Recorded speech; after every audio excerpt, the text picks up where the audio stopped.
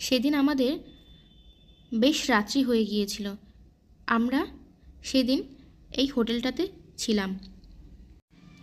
আর আমার শরীরটাও না খুব একটা ভালো লাগছিল না, একটু জ্বর জ্বর লাগছিল। তাই আমি এসে একদম খাওয়া দাওয়া কমপ্লিট করে আমি ঘুমিয়ে পড়েছিলাম।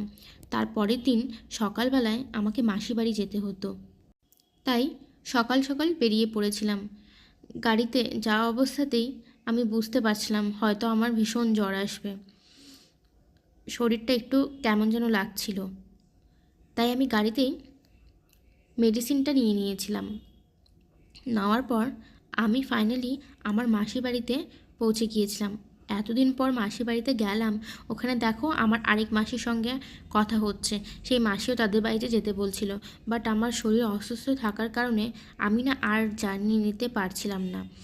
গাড়িতেই আমি ঘুমোতে ঘুমোতে গিয়েছি, আর বলতে গেলে ঘুমোতে ঘুমোতে এসেছি। তারপর সেখান থেকে মাসি অনেক থাকতে বলেছিল, বাট এত রিলেটিভসদের বাড়িতে আছে যে আমাকে সব জায়গাতেই যেতে হয়, না হলে তারা ফোন করে ভীষণ রাগ করে।